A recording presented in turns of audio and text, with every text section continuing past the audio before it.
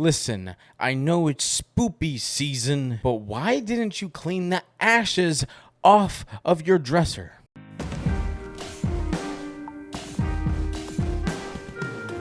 As spoopy season rages on, we continue with the Terrifier series. With, well, Terrifier 2. This, of course, the sequel to Terrifier. And we see Art the Clown backed up to some more shenanigans, of course. But now, has he met his match? I think so. So let's break down the categories and let's give this whole entire film a score. First, let's talk about the acting.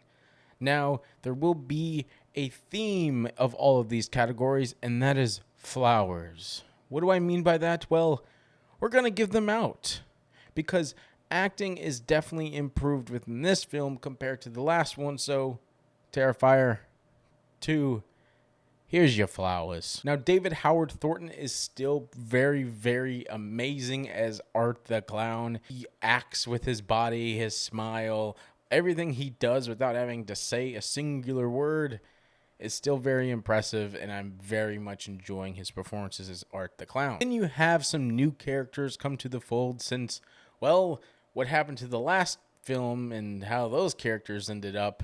Don't want to get into spoiler talk, but I understand why they're not here. With one of those new characters being Sienna, played by Lauren Lavera, and she is pretty good, all things considering. Like I've said in the last review, I don't expect any Oscar-worthy performances here, but I do expect some high-quality performances because there's always no excuse unless it is part of the joke. That means the joke's on me. Anyways, the side characters are still really, really rough when it comes to pretty much everything else. They're cringy, their characters are pretty dumb, but that's writing's problem.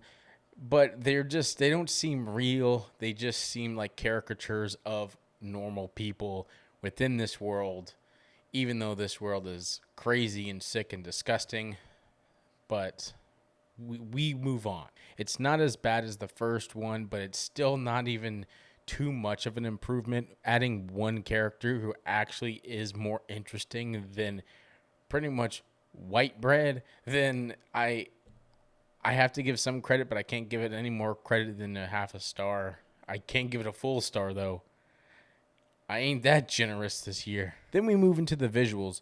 Now, while the film does get its flowers once again within this category, it's not enough to make it a great, visual phenom when it comes to the visuals of the film. Oh boy, I said visuals a lot there. Anyways, you can definitely tell that the budget has increased because they have a new camera. They have a new camera and it looks really good. It's clean. It's not as grainy. It's not as grungy. Now, that also helps with the color grading because the color grading is not as gross as the last one. Now, the lighting still has some issues, but not as many as the first one. So, again, flowers. Some of the biggest problems I encountered when it comes to the visual aspects of the film come down to still having that weird blue hue in that tint, especially when they're in warehouse scenes. It's not good looking. It's very ugly. It's very hideous. And I get you're in a warehouse getting chased by Art the Clown. It's not supposed to be pretty.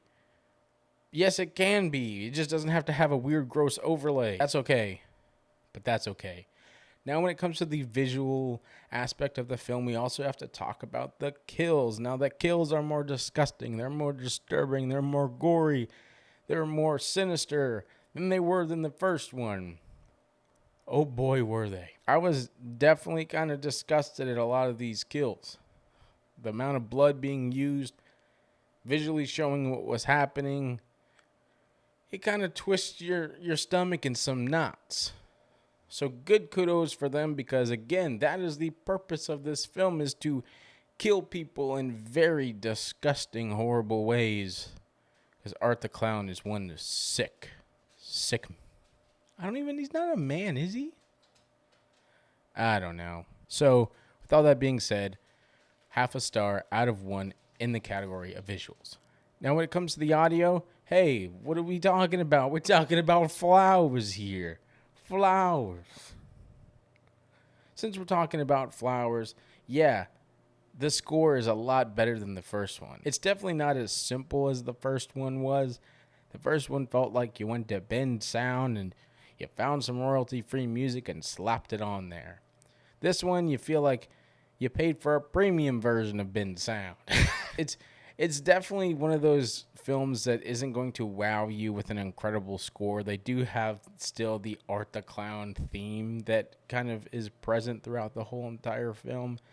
But again, there's nothing groundbreaking or insane with the sound of the film.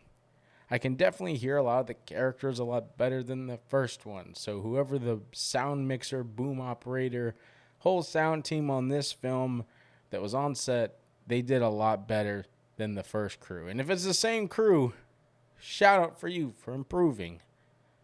That's what we like to see. The better overall approach to the audio department of this whole entire thing, I got to give it its flowers. Like I've said before, this is the review of Flowers, half a star out of 1 within this category. Now, story. The first one, the story didn't exist other than the fact that it was Art the Clown bringing person A, person B to place A and killing him. That was the story of the first one, pretty much. I just summed up the whole movie in a few seconds. This film, however, takes a slightly different approach and actually gives some lore to Art the Clown. Now, they don't give a lot away within this film, so there are still questions I have about who Art the Clown or what Art the Clown actually is. And apparently, there's supposed to be 5 movies, so we're like halfway through if I see the third one almost.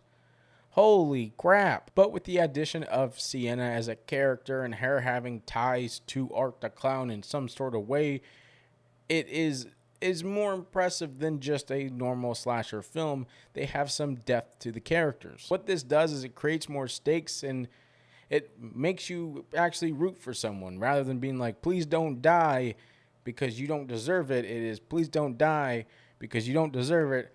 And you have a purpose in the actual whole story rather than just being essentially just a meat puppet ready to be slashed up by the dangerous one known as Art the Clown. So overall, considering it actually has a story this time, and considering it actually has beats, but it's not a great story, but again, flowers, right? We're talking flowers during this review here. So I'll give it a half a star out of 1 within this category because it actually does something with its story. Now let's talk about the last category, which is enjoyment. I enjoyed the film. I watched it from start to finish without any breaks, without having to go do something else or quit because I was so bored because there wasn't a story. This one definitely improved on its enjoyment category. Again, flowers. It does its job. It does its job well, and it makes you sick in the wrong ways. I wouldn't say the right ways because then I just sound sinister and sick as a human being. I don't like what I'm seeing, but it's insane to see Art the Clown do what he's doing. I definitely see why people truly love this franchise, and the second one is definitely the better of the two. So, overall, I think the enjoyment category does get a half a star out of 1, just due to the fact that it improved so much from the first one, and that's what you hope for when it comes to filmmaking as people evolve with their talent moving forward. Now, of course, if you're keeping track at home, that means that the final score for Terrifier 2 is 2.5 out of 5 stars, meaning this film is okay. If you like Terrifier stuff, you'll definitely love it. If you don't like Terrifier stuff, most likely you won't like it whatsoever because it can be a little bit too much at times, but an improvement nonetheless compared to the first one. That was my review of Terrifier 2.